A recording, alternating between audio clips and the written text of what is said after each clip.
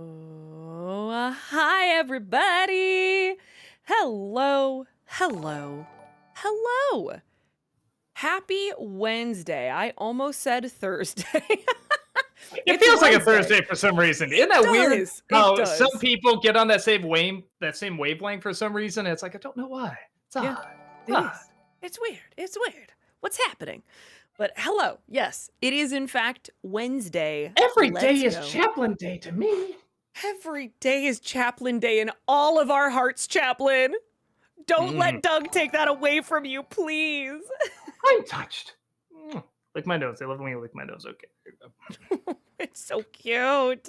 Very cute. Anyway, that's Very the cute. stream, everyone. Thanks. No, I'm just kidding. Bye bye. But yes, no, welcome to Chatting with Doug, where you get to ask Doug some of the questions you have always wanted to know the answers to.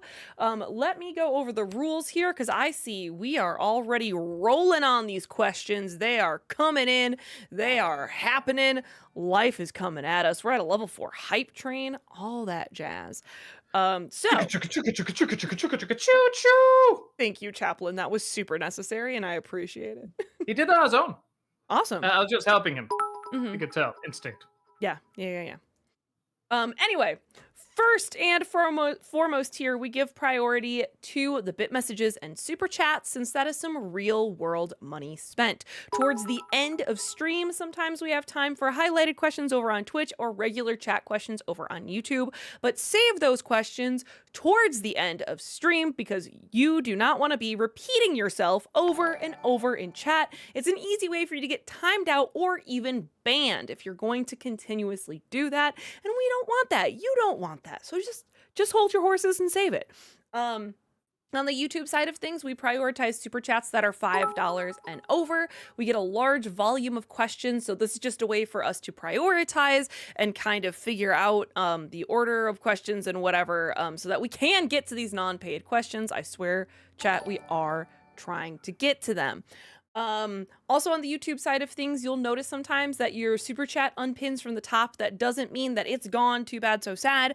You don't need to repeat it. I have a list. It is very rare that we actually overlook or miss a super chat or a bit message. You just got to have some patience. Sometimes we can get to up to over an hour behind. So just have some patience. We will get to it. We appreciate you. Please watch the length of your questions. The longer it is, the faster we have to read it, the more likely it is that we do not have, don't know the point, and we don't have time to go back and figure out what you were trying to say. So short and to the point is better. Along those same lines, if you absolutely must break up your message into multiple parts, keep it to 3, absolute maximum. Again, we tend to lose the point and we can't figure out how part 12 relates to part 6, and we just don't have time to piece it all together. So please, 3 absolute maximum. Also along those same lines, please keep it to 1 question per bit message or super chat. It just doesn't feel fair when we have over 100 people here who want to ask Doug a question and you get to ask 5 in one. So just 1 question per bit message or super chat, please. Please, no spoilers. Not everyone has had a chance to see the latest and greatest, so no spoilers for any new TV shows or movies or anything like that. I think we're still on the no Superman spoilers. So we'll figure out when we'll lift the Superman I spoilers. thought you said last week. Did I? I thought so. When is it coming out, chat? Do you know? When is it coming out on like home release? I mean, I think it's still in like the top 5. I know it's definitely in the top 10 still. But that can mean anything depending on how box office is doing. But not till I October. Oh gosh, no, we're not gonna wait that long. Yeah. Okay. Yeah. Probably not for another month. Oh yeah, no, we won't wait that long. Great, awesome. Never mind. Now I got distracted, but that's okay. I think we got it. No swearing for me. No swearing, Doug. Yeah, is that it? Did I get it all? Did I do it? All right, great, fantastic. Let's get to these questions then. Dragon's Toy, thank you so much for that 64-month subscription. Welcome back. Appreciate that. Appreciate your work and your food. They say, hello, lovely people. Doug, please look up Pass the Ammo. Not even asking for a review, just watch it and enjoy. I've never even heard it. Past the Ammo? Pass the Ammo. All right. Yeah, never heard this. I will look it up. Majestic Demon, thank you for the 500 bits. Good evening, Heather. Good evening. I don't know. You decide which review-related name you'll be known as today. Dougtavius or Dougman Raw? Dougman Raw sounds pretty intimidating. I like that. Sean, thank you for the $5 super chat. Thoughts on the movie Stand By Me? Possible NC? Though I don't know if I could do an NC. I don't think I can add that much. Everyone else hasn't already added to it. I like it. I think the one thing I didn't like when I was younger is, again, just the cliche of the bullies. They were kind of in everything, especially with Stephen King. They don't bother me that much now, especially because they are played pretty fun. Kiefer Sutherland, right, is one of the bullies in that. Yeah, no, I really like it. The main kids especially are just so very, very good. So no, I enjoyed it quite a bit. Alexander, thank you for the 500 bits. Did you know the third night at the museum brought back Dick Van Dyke, Mickey Rooney, and Bill Cobbs? Their scene was filmed about 6 weeks before Rooney's death, making it the final on-screen appearance for both him and Robin Williams. Interesting. Okay, no, I've only seen the first one. I haven't seen the other two. I heard they were just meh. But knowing that does make me want to check it out, because I did really like Dick Van Dyke quite a bit in the first one. Big Mac, thank you for that 64-month subscription. Welcome back. Appreciate that. Have you watched the trailer for One Piece Season 2? No, not yet. I kind of want to be surprised because I don't know anything about One Piece, the anime, and I so got into that first season. I kind of want to just leave it all as a surprise, so I'm kind of going on my way not to check it out. Though it did get me thinking of a good question, because the show is like, 1 million episodes and everything, right? I'm assuming that the kid stays the same age. How are they going to get around that in the live action show? Like, I guess they could just have him get older, but yeah, I guess I don't know the stories. I don't know if it depends on him being younger or not, but yeah, that's the one thing I'm really curious about. Jace, thank you for the $5 super chat. This is part 1 of 2. In honor of Loki's story arc, I want to dedicate this to the fallen Avengers and their achieved goals. Stark got his rest, Rogers got his time, Wanda got to be continued. Vision. Dan, thank you for the $5 super chat. Sup, Doug and Heather. Recently rewatched Sword in the Stone, and man, only a classic Disney movie could make me feel bad for that girl squirrel. Right? It's a hold on. I gotta show us out, because a friend of mine is an artist, and he usually gives me artwork, and he just has all these different pieces and everything. And one of them was, it was that girl squirrel, and it has the words that Merlin said when he was leaving. And I just always remember that scene. Just when I was a kid, I was like, boy, what was that about? I thought, like, maybe I'll understand why I get older, and it's like I both do and I don't, and I think either way is the right idea. You know what I mean? But yeah, no, I legit really love it. It just comes out of nowhere. Jace, thank you for the $5 super chat. This is part 2 of 2. Her love. Vision got a chance for life. Natasha got her redemption. Yondu was forgiven. Black Panther got justice. And Loki found his glorious purpose. Yeah. And the MCU found a lot of debt. No. Movie Mike, thank you for the 500 bits. Heather, have you seen the trailer for Only Murders in the Building Season 5? I have not. I'll try to check it out. I haven't checked it out yet. That was my computer, not yours. Sorry, chat. Alexander, thank you for the 500 bits. I recently watched the film Be Cool, and while I usually enjoy Vince Vaughn as an actor, his performance as Raji is one of the most obnoxious I've seen in a film. It felt like he was trying to imitate Richard Pryor from Superman 3. It's funny because he's gotten a little better. I've kind of grown to like him in some of the comedies he's done later. But I was not a Vince Vaughn fan. So when I saw he was really bad in that movie, I'm like, well, yeah, what do you expect? And that should be an easily funny role. That should be so easily funny. And yeah, he didn't do it very well. But he's done other good comedies. He has actually opened up quite a bit and done some pretty funny stuff. But yeah, I agree. That's not one of them. Sean, thank you for the $5 super chat. Thoughts on the 90s sitcom The Nanny? It was not for me, man. Every time I tried it, I'm like, maybe this will be the time. I'll see, like, even from just like a kitsch angle, maybe I'll like it instead of just no, couldn't do it. It's not a show where I'm like, why does anybody like this? No, I get it. I see. But man, I can't stand it. JL, thank you for the 500 bits. Did you ever watch Goosebumps, and what do you think of Slappy? I'm assuming you're talking about Slappy the puppet, not Slappy the squirrel. I love Slappy the squirrel. Have no thoughts about Slappy the puppet. He doesn't scare me in the slightest. Nothing in Goosebumps scares me in the slightest.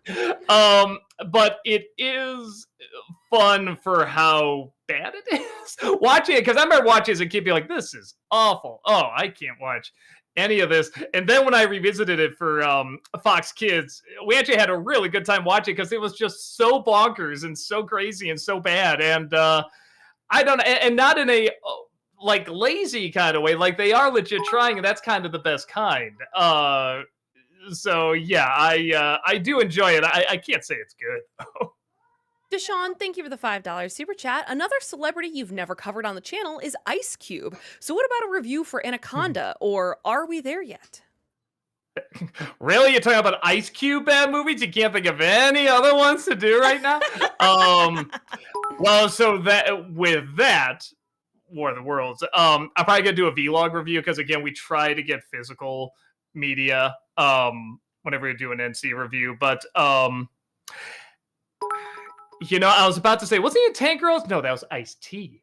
I get my ices mixed up all the time. But yeah, it's one of those things where I don't know. I've had requests for Are We There Yet? I haven't seen it. I don't know if they'll do anything. We'll see. If War of the Worlds ever does get put on physical media, I would definitely do that. I haven't seen it yet, but I just know it's worthy. Future movie actor, thank you for the $5 super chat. Was kind of surprised the Ben Stiller movie tonight wasn't either Dodgeball for its 20th anniversary last year or Madagascar for its 20th this year. I always thought if I was going to do Madagascar, I'd just do all the movies in one go, but those are a little trickier to do now. Yeah, I don't know. Well, this is the nice thing about doing polls is that, you know, I'll have a poll of a bunch of movies that I don't know if people want to see or not. So we'll release them to members and say, which ones do you want to see? And whatever wins first, you know, I'll obviously do. But then like the second runner up, if it's really close, I'll be like, oh, like maybe I'll do that soon as well. And Night at the Museum was second to, I forget what the other movie was, but it was second. So I'm like, all right, well, that means people want to see this. So there you go. Kevin, thank you for the $2 super chat. Jimmy, thank you for the $5 super chat. Which comic book actor was the most perfectly cast? I think J.K. Simmons as J. Jonah Jameson, RDJ as Iron Man, and Kelsey Grammer as Beast were perfect. No love for Keaton as Batman? I mean, come on, that's pretty. Or Hugh Jackman as Wolverine? Like those are pretty good. I don't know. I guess in terms of what the character is and all the different iterations, maybe Kelsey Grammer as Beast probably makes the most sense. But in terms of my personal favorite, like it's probably Michael Keaton as Batman. Dan, thank you for the $10 super chat. What got me was that Merlin said that when a squirrel chooses a mate, it's for life. That means that that squirrel might never find anyone again because she fell for someone she can never have. Life is over. I always thought it was hinting at the heartbreak that's going to happen in Arthur's future. Obviously, it's switched. But yeah, I always thought maybe it was building that up. But I don't know. That's kind of the fun mystery of that movie. It's just out of nowhere it can do a scene like that. You'd be like, "What the hell was that?" It's like, I mean, I loved it, but what the hell was that? And you don't always know. Headshot, thank you for the $5 super chat. Would you consider doing a revisit of Disney's Hercules, or do you still despise it as a clumsy Las Vegas Superman knockoff? I never despised it. Everyone thinks I hate this movie. I don't hate it. And for the record, I said Aladdin looked like Vegas too. In my Disney stuff. I meant in a complimentary way in that because I was talking about because Robin Williams is the genius very much. It's the showman side of Vegas, where in Hercules it's the tacky side of Vegas, which you can do, but I mean, like, work more into that. Have Hercules be like a washed up celebrity, you know, like just having a drink or something, like he lost his power. What happened? Oh, let me tell you, when I used to be the big so and so, like that would be tying into the identity of like, you know, corny, kitschy Vegas. But in terms of doing, I'd like to do Hercules at some point. I'm trying to go through all the Disney Renaissance movies, so I'll definitely get to that at some point. If for any other reason to, set the record straight, I don't hate this movie. Dev the Wiser, thank you for the 500 bits. Which is your favorite Three Musketeers movie? I mean, I haven't seen a ton. I've seen a couple though. Probably the Tim Curry one, because I mean, even just saying that, Tim Curry in the Three Musketeers, and you know the exact role he plays, you know exactly how he plays in, how awesome he is. And even that one's not great, but I mean, there's a lot of fun stuff in there. Brady, thank you for the $5 super chat. You should check out Redwall. It's about mice and rats fighting over a castle. It's Game of Thrones for kids. You know, do I know what this is? Let me see. You probably do, but you know what? Sometimes I assume. I have to see a pig. Okay, I think this is a show, right? Or is it a? Yeah, this is a show. Okay, yeah, this is a show. I remember seeing this on PBS. I was always a little curious, like, what is this? What is that? I didn't know that's what it was called. So, I'm not gonna have time. I was gonna say, like, it's not even that it looks terrible or anything. I just know I'm not gonna have time. I was frozen. Kevin, today. thank you for the $5 super chat. On the British comedy show QI, the guests were asked to name something as American as apple pie. One of them said, type 2 diabetes. Was that Stephen Fry who said that? Sounds like somebody would say. It's a good answer. Maggie, thank you for the $5 super chat. What would be your top 4 Naked Gun films? For me, it's 1, 4, 2, and 3. Oh, like what order? Like top 4? I'm like, there's only 4. What would it be for me? I like 2 the most. Then I go back and forth. Like 2, 1, 3, 4, maybe. I think somebody asked it before, and I got the order different then. So it switches. I literally just went and saw the new one again. I took my dad to go see it. So yeah, I do. I like them all, but yeah, I guess for now that's the order. Will, thank you for the $5 super chat. Hello, all. Doug, I'm curious. Who are your top 3 favorite performances from Saving Private Ryan? Let's see. You know, that's one of the things about that movie. I guess I like it okay. I loved it when it came out. That's it, because I was a teen and that's the perfect movie I want to see. But I was realizing how much I was just forgetting all the people and the characters. And every single time I go back and watch it, there's a ton of celebrities in that movie, it turns out.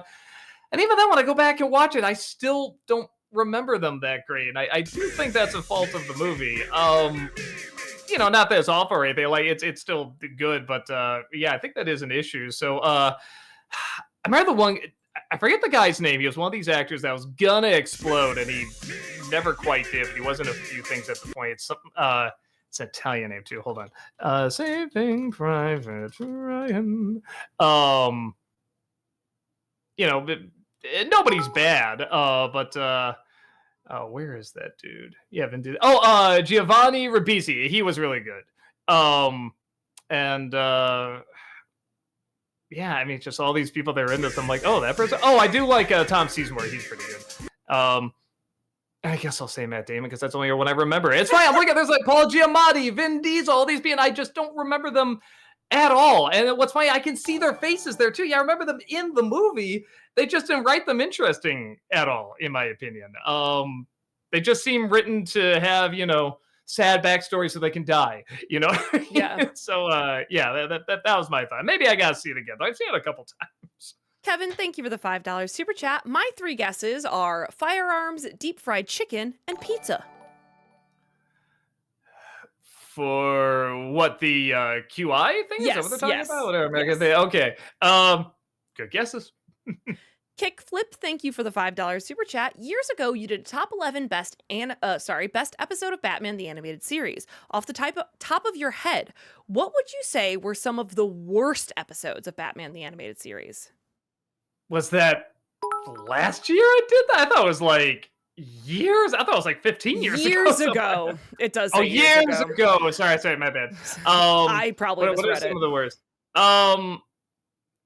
A lot of them are from season 4, and I like season 4 fine, but just a lot of the bad episodes are there. The one with the farmer I thought was kind of lame. The one where Mr. Freeze has the spider legs, I thought that was dumb. The Christmas episode on that one I also thought was really not that good because that was like the intro of that season, which was so bizarre.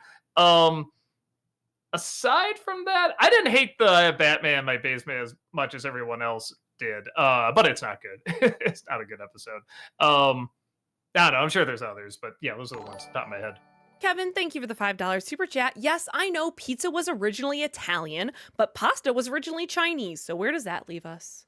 It's fair. It's a good point. And I would argue American pizza is very different than Italian pizza anyway. So there's a lot of Italians that come over here and they're like, "This is pizza." Yeah.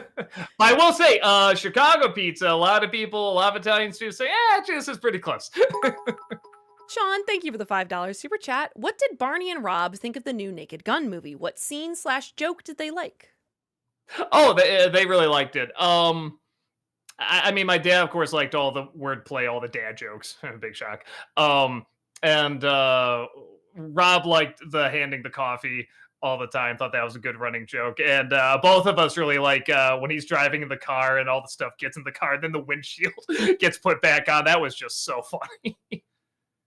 Zinner, thank you for the $5 super chat. Doug, at some point, would you check out Neja in time for the sequel English dub in theaters and give thoughts on both? It's free on Tubi.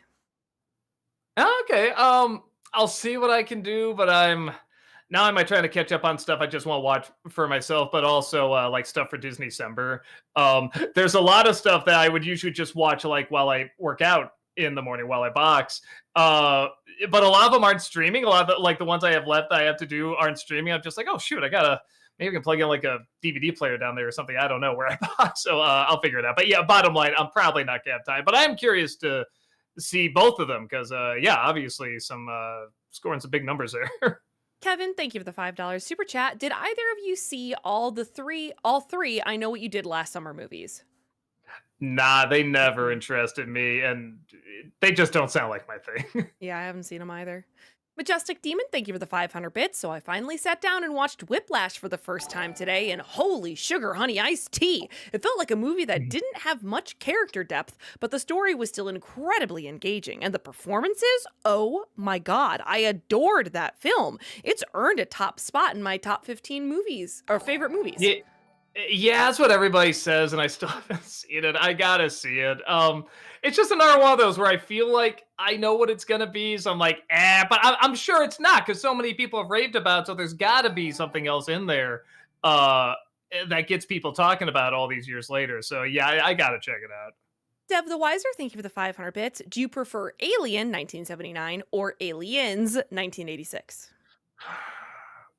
Alien is the better movie, but in terms of which one would I rather watch, it'd probably be Aliens.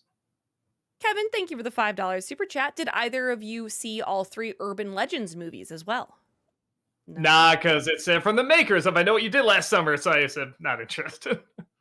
At Movies, thank you for the 500 bits. If you ever decide to review DreamWorks Sinbad, here's a joke for you on a silver platter. During the scene where Zeta Jones' character saves the crew from sirens, have her say, "You guys are lucky I'm not my character from The Haunting. We'd all be screwed then." Yeah, I did DreamWorks on it, so I did review it. I actually did like it for the most part.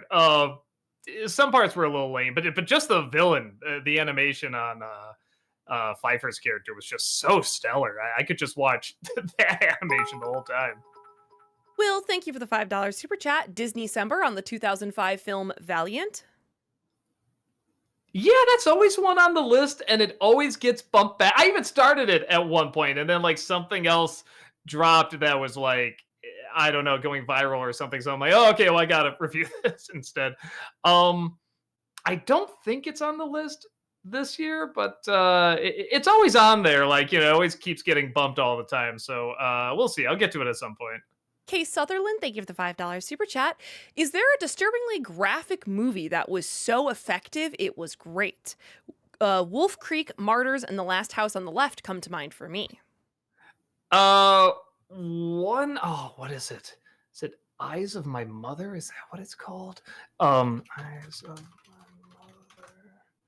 It is. I saw that, and that was just such a disturbing, creepy idea. I don't know. And I didn't go in being told this is a very creepy, disturbing film or anything like that. But this one just stuck with me, particularly what she does to this one woman. And I feel like if you see the movie, you know what I'm talking about. It's just such a horrifying thing, and the sound the lady makes, it's just it's just, I don't know, like horror films don't usually stay with me because again, I feel like it's kind of hard to really scare me, and when you get to that point, even then it doesn't usually stay.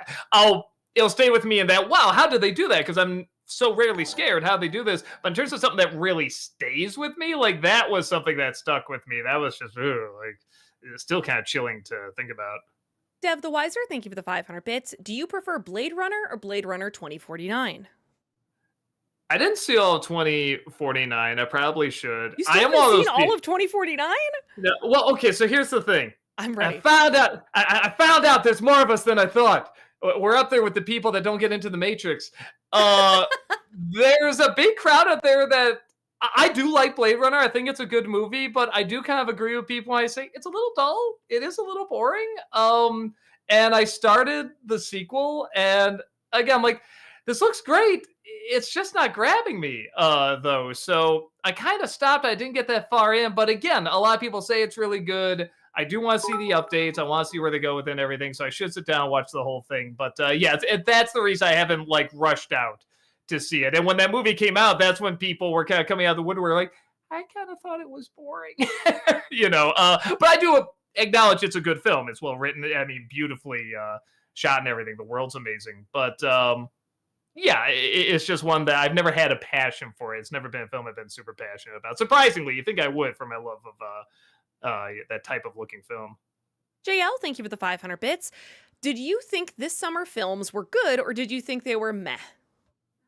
I gotta look at them again. I don't know. I see. For me, I always go back to the time when just summer films. I mean, like I said, I always call them the dark age of films, like summer films, where it was like from what was it, like 98 to 2002, something like that, where it's just expected that summer movies were gonna suck. We just like, if there's a good one, ooh, that's unexpected. So I always compare it to that, and I don't think it's that. They're kind of all over the map. If anything, there were some original films, and some of them did well. Weapons did well. Sinners did well. I really think if you're looking for innovation in terms of like original content, the two places to go are animation and horror right now. That's where I feel like we're actually getting original stories and original original styles as well. Even if a story isn't entirely original, like Sinners isn't, like everyone said, it's kind of From Dusk Till Dawn, but the way they do it is just so different that you forget that and you just get sucked into everything else. So yeah, no, I think mostly mid, but a few really good standouts. Movie Mike, thank you for the 500 bits. And Falcon and the Winter Soldier and Thunderbolts. What do you think of John Walker? I like him. I usually don't like a character like that where he's just set up to be the jerk, the guy who you don't want to get the job.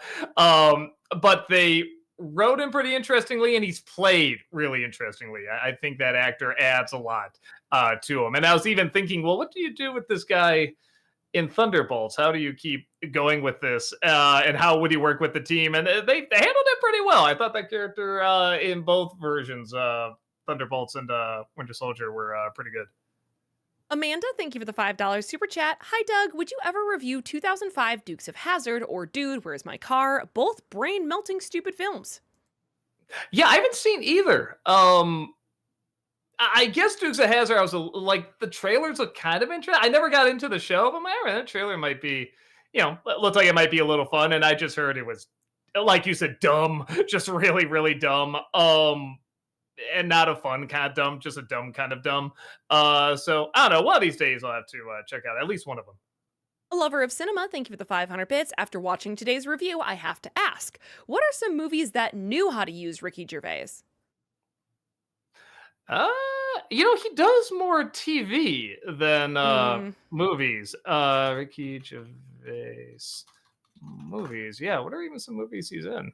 Also, they weirdly keep putting him in like kids animated films like Paws of Fury and Dogman and stuff. I'm like, oh yeah, that's right. They keep doing that. Was he in Stardust? I can't remember who he played in Stardust, but he must have played it great because that just seems like a perfect movie for him. And he was pretty funny in Muppets Most Wanted. Yeah, I know there's others, but yeah, that's only one. And he was in Valiant, so I'll let you know what I think about that when I finally see that. Dan Evil Robot, thank you for becoming a member for 12 months in Thank a row you. over on YouTube. Welcome back, appreciate that. Truth, Hope, Love, thank you for the $10 super chat. Doug, will you review K-pop Demon Hunters? It's the second most viewed Netflix film. Golden is a #1 song, and it's getting a sing-along theatrical release. I probably should. I'm probably late to the game. Again, I think the big thing now that people want to know my thoughts on is probably War of the Worlds. But and as a lot of you probably saw, I got knocked out Friday, so I wasn't able to stream. So I'm catching up on a lot. So I'm not gonna be able to have like a new review. Well, I mean, obviously the NC review, but like a modern review this week. So I'll probably do War of the Worlds, and then so I've already seen K-pop Demon Hunter. I do really like it. Maybe if I have time, I could just shoot a fast video around it because yeah, I'm sure this is a movie that's kind of up my alley with the animation style and everything. So I'll probably get to it at some point. Dr. Gold Dry Bowser, thank you for becoming a member for 15 months over on YouTube. Welcome back. Appreciate that. Thank you. Will, thank you for the $5 super chat. Potential NC on the 2007 film Beowulf. I've never seen it.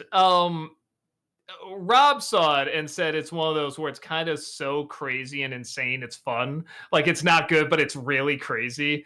So it does make me a little curious about it. Also, that's another one where it's like I haven't seen it, but can I show it on YouTube? If I'm right, there's like every other scene is like a bloody, gory scene. But maybe I'm wrong. I'll have to see. Yeah, I'll try to at least see it on its own first.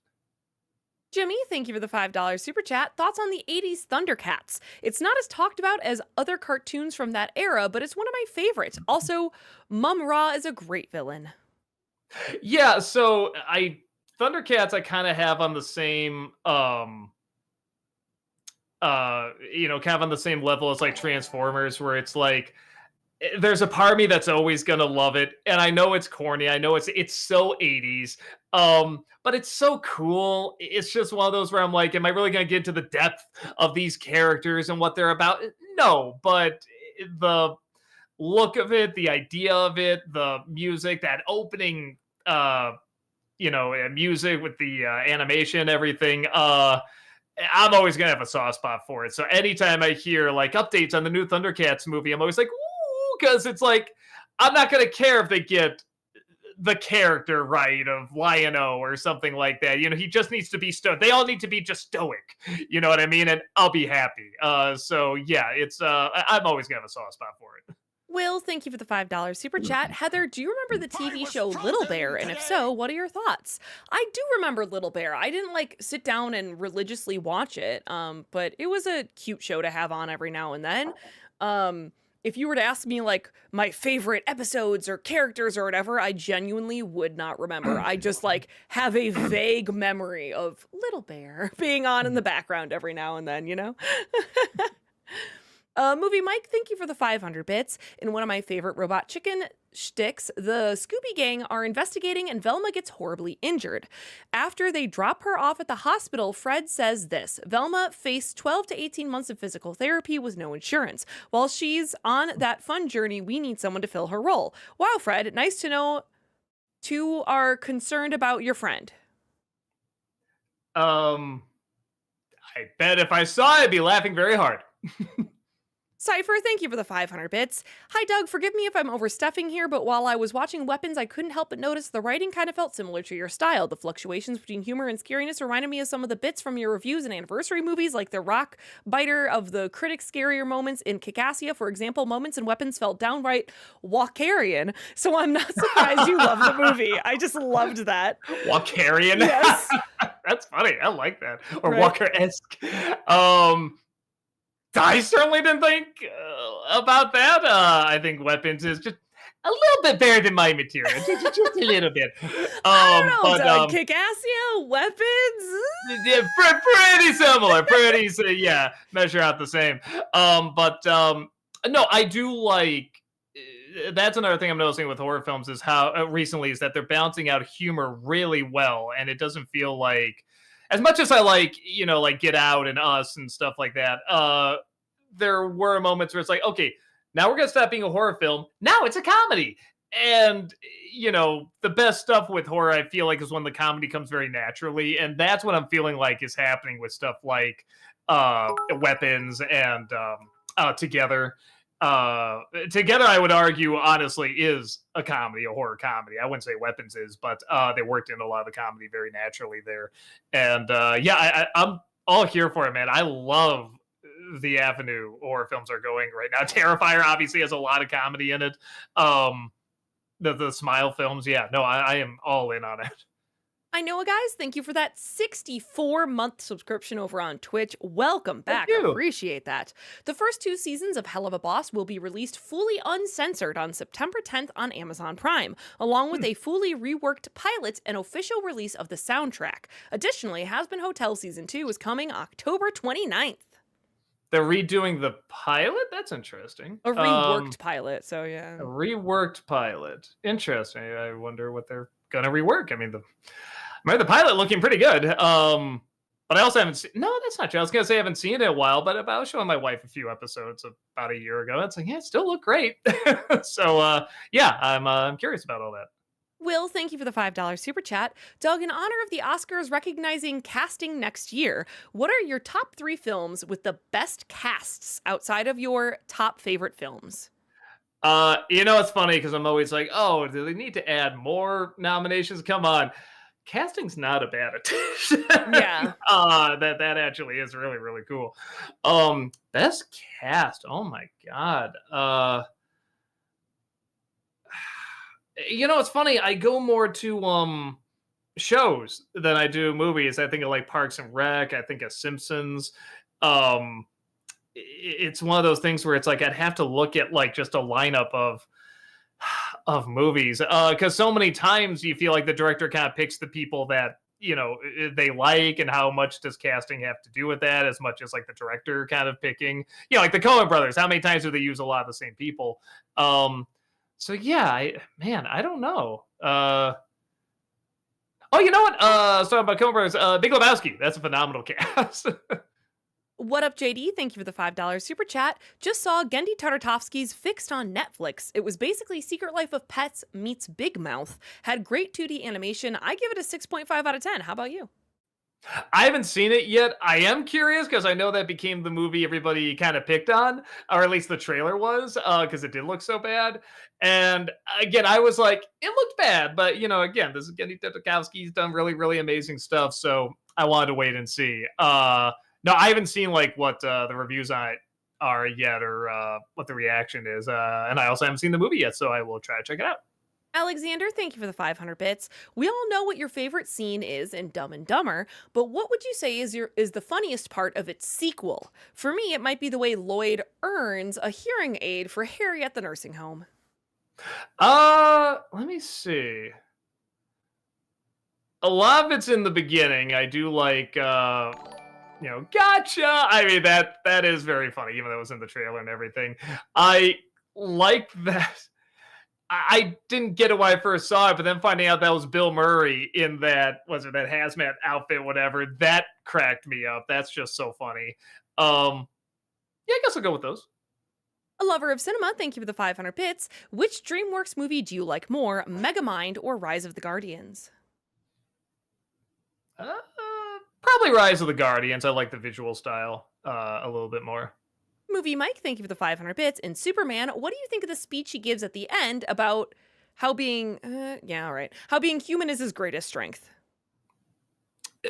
Good. I wish it didn't come after so many other speeches around that point, especially Lex. You know, as Rob puts it, there's a lot of a statement of main theme over and over, and that's something I never cared about. I shouldn't say never, but was done too much with like Nolan's Batman movies and a little bit with the Snyder stuff too. And I thought, for the most part, the movie was getting by okay with that. And then at the end, just suddenly speech, speech, speech, speech. So by the time it got there, it was good, and I like what he says.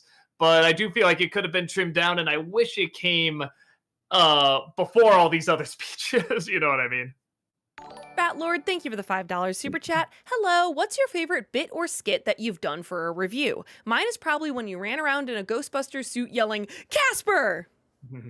I'm not saying it's the best one, but it's the one where I'm just like, boy, that was just a good setup, a good payoff. You know what's coming, but I just love the way it kept building. It was the one for the Minecraft movie where Heather can't get the bottle of water in.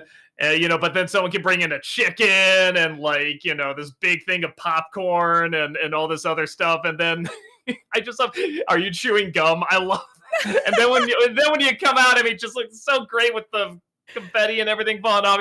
Oh my God, takes the Jolly Rancher out of your hair. Did you get this Jolly Rancher here? I mean, that's just old school classic joke telling. And I love that. I'm not even saying that's like the best I've done, but in just terms of like very classic traditional setup, deliver, keep building on it. And it's based on something that has happened recently. And I think does raise some good questions. I really like that one. Jace, thank you for the $5 super chat. Another good idea for a VeggieTale video would be their superhero that's as popular and memorable as Batman, Larry Boy. There are 3 episodes to choose from. I have it down on the list somewhere to do. Is there only one VeggieTales movie, or is there a couple? I don't know. I thought there was only actually. one. I think I remember they were advertising movie. a big one. Yeah, a big screen one. So I do have written down to do that at some point, but yeah, that'll probably be my intro to it. Because again, I love to say I heard so many people say great things about it, but yeah, it's just a time issue. There's already too many things to watch. Jager, thank you for the $50 super chat. Really appreciate that. Thank you. Hi, Doug. You're not a big fan of Disney live action remakes, but is there a performance, a scene, or just anything within those films that you think is perfect? A 5 out of 5 moment, performance, etc. And Jager, thank you for saying that your name is pronounced Jager and not Jaeger, because I definitely would have said Jaeger. Yeah, well, there's some movies that come pretty close. I say Cruella comes pretty close, and Pete's Dragon comes pretty close. In terms of like moment, I think just the kid's performance in Pete's Dragon is really great. Isn't that Tremblay? Is that his name? I forget. Jacob Tremblay, I think is his name, but he's like it's like a pretty big name now.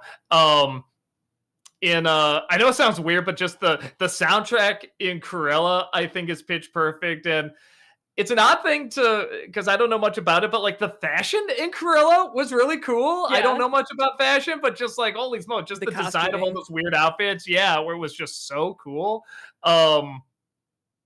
Yeah, I'm sure there's other stuff, but and there, I literally just saw Mufasa, the Lion King. Oh, and that is one of those that's kind of like it's not good, but it is one of those. It's pretty close up there with like Pete's Dragon and Cruella. I was actually surprised how much I was kind of getting into it, and there are some things they do as a prequel that are really clever and actually is kind of tragic. So it was definitely better than I thought it was going to be, but it's still not good. It would be but what about this? What about this? You are right. It's still not a good movie, but there's a lot of things about that. I was more impressed than I thought I would be. Yeah, it exceeded your expectations, but your expectations were in the dirt, so it just barely rose above the dirt. My expectations were this is a prequel to literally the worst Disney live-action remake I've seen. I know a guy, thank you for the 18-month membership over on YouTube. Welcome back, appreciate that. Doug, you really have to check out Bad Guys 2, way better than the first film, and the ending makes me even more excited for the future. All right, well, seeing how it's doing with box office, we'll see how much of that future happens. But no, I'll probably stream it when it comes out. Haunted Joker, thank you for the 500 bits. I asked Simon Pegg at Fan Expo what his favorite Star Wars location was, thinking he'd say something like Naboo or Endor, and he said Tunisia, which is where they filmed in Africa. Favorite Simon Pegg movie moment? Oh my god. Maybe just the whole climax of Hot Fuzz. I mean, talk about setting up a joke and just delivering. I mean, the whole movie is setting up a joke and you're not even aware of it. Then the whole climax is the punchline, and it's just so brilliant. And his performance throughout that whole film is just pitch perfect. Yeah, but probably just that. Movie Mike, thank you for the 500 bits. And Max Keeble, what do you think of the principal? Oh, I thought it was great. I really like Larry Miller. I know he's not everybody's cup of tea. I get it, but yeah, he's one of those guys that always has a unique delivery, the way he'll say a line.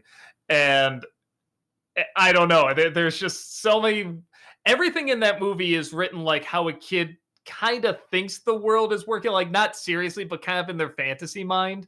And that principal, I feel like, is how every kid saw their principal. And I just love he would not, when he wants the class to be quiet or anyone, he wouldn't say, you know, quiet or, you know, silence, as a lot of people, like, he has cease. I love that. He just shouts cease.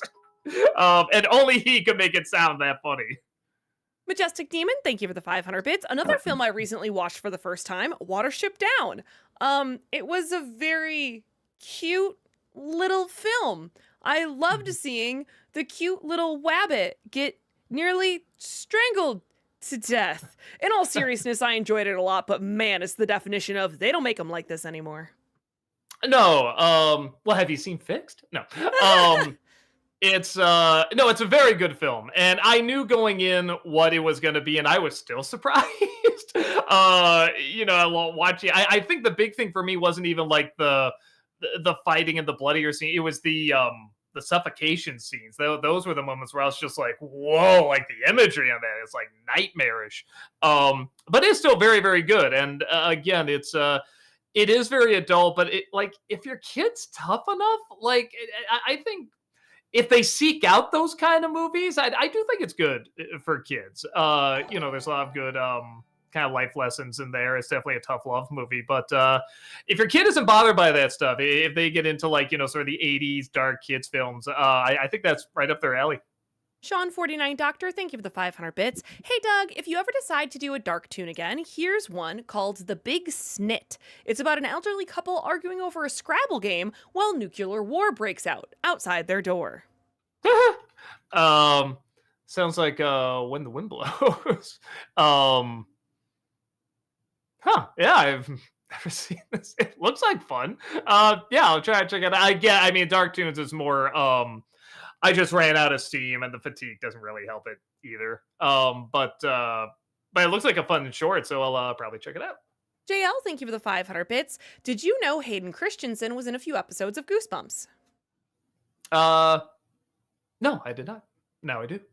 KJK, thank you for the 500 bits. Hi, Doug. This might be a bit of a challenge, but what are your top 3 Roland Emmerich movies? It is a challenge. I guess The Patriot's okay. Let me see. Stargate, I've kind of come around to a little bit. I actually do kind of see it as a little fun. Let me see. I gotta look at other films like he's directed. There's gotta be one that's like so crazy. It's fun. I never did see 2012, and everybody tells me it's a really good, like just so crazy bad. It's amazing. Okay. Oh, and I forgot he did Universal Soldier. I'll say that. I can't remember there being some fun stuff in that. Taranga, thank you for the $5 super chat. Do you have a favorite horror final girl? Mine's Erin from Your Next. I mean, does Ripley count? That's kind of the ultimate, in my opinion. It's like Final Girl in Space. Yeah, no, that's I don't know. That's got well, and what's cool too is that I think at that point I hadn't seen that many horror films, so I didn't even know that was like a thing. So when I first saw it, like I have no idea who's gonna get out. You know, again, are they all gonna die, whatever? And when I saw Sigourney Weaver was the last one, I was just kind of even more afraid because it's like, yeah, I kind of know her, but I also like because I saw when I was pretty young, and I was like, she kind of went from like a background character to suddenly like I want everything in life possible to help her get out of this. Like I just suddenly cared so much about this person. So it is funny that probably one of the first horror films I ever saw, like like kind of 80s ish horror film, sci-fi, all that stuff. Had a lot of check marks, check boxes there. Was that movie, and yeah, that did kind of get me used to that trope. So I think almost just on top of that too, when you see where she goes like in the second film and how cool that is and how badass it is, it's I don't know, it's pretty hard even to get out the nostalgia not to say that. Ghetto Jesus, thank you for the $5 super chat. I had to pause on that one for a second. Have you thought about reviewing any Akira Kurosawa movies or just Japanese live action movies in general? I mean, I like Kurosawa. Again, that's another one where what would I add to that every other critic hasn't added? I guess I could maybe review if I reviewed anything, I don't think I could really do it as the critic. I mean, A, there's not a ton of laughs I could really get. And B, I just don't think I could say anything that new. The only one that I guess a lot of people don't know about is called Dreams, which is kind of a unique idea, where there's just a bunch of different vignettes. But yeah, I don't know. They're not jumping out at me as ones to review. Again, this will get a lot of laughs kind of thing. But yeah, never say never. Future movie actor, sorry, thank you for the $5 super chat, was disappointed you and Brad didn't do a Freakier Friday review when you mentioned it at the beginning of the weapons review. Saw it and enjoyed it. I'll do a Disney December on it. So I'll save it for that. Movie Mike, thank you for the 500 bits. Who do you think is the better Peter Parker? Yuri Lowenthal in the games or Jake Johnson in Spider-Verse? I mean, I guess it's fine. I gotta go with the game just because there's more development, Yeah. But oh no. You know what? I was confusing him for. Doesn't Chris Pine play him in the first one? He's the one that gets killed off in the first one. I thought that was Chris Pine. I don't Um, remember.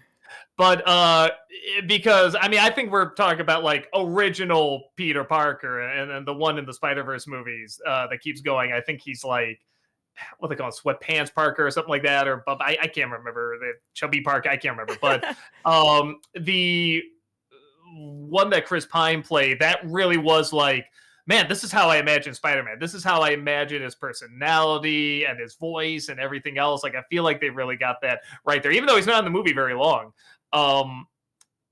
But in terms of like, yeah, everything else, it's like I kind of gotta go with the game because they just develop him a whole lot more.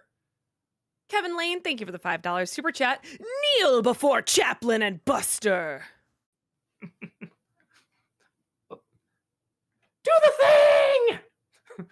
Kneel! There we go. We love it. JL, thank you for the 500 bits. Do you follow John Cena? What do you think of Cena as a wrestler compared to him as an actor? I don't know. I never see him. No, I am not. Sadly, I'm not a wrestling guy. I was a little bit when I was younger, but even then, not much. I always say I'm more interested in the wrestlers and the craft of wrestling than wrestling itself. I love I love seeing people talk about it and like the wrestlers and what they do to prepare for. Like I love the movie The Wrestler. Like that was intriguing. That was so fascinating. And I love movies about wrestling. There was the one about the family, about the brother and sister that both tried out. That was so fascinating. But actually watching a wrestling match is so boring to me. It's just not my thing. But in terms of like movies and acting and stuff, I think he's totally fine. He's decent, and I don't think it's shocking that so many wrestlers do go on to have, either good roles in Hollywood, or like they can act okay, or at the very least have a good sense of humor. Like their timing is good, and they know how to deliver a joke and everything. That's always really nice. But it's not surprising because they're already setting up so much of it, in that world. So yeah, I have mad respect for it. It's just not my thing. Future movie actor, thank you for the $5 super chat. As a non member, how much would it take to pay for an NC review of my choice? That way, you don't gotta worry about views if it doesn't perform as it should. Oh, what? Pay for the amount that the views would bring? Well, I mean, mine usually break 1 million, so whatever the usual amount for 1 million views. Yeah, you know, around December time when the ads are through the roof. So yeah, whatever that. Our people will get back to you. Emily, thank you for the $10 super chat. Critic, I've been watching you again. Missed you. You inspired me a ton when I was younger. I went to college for film because of Channel Awesome. Would you ever be willing to re-release your films on DVD?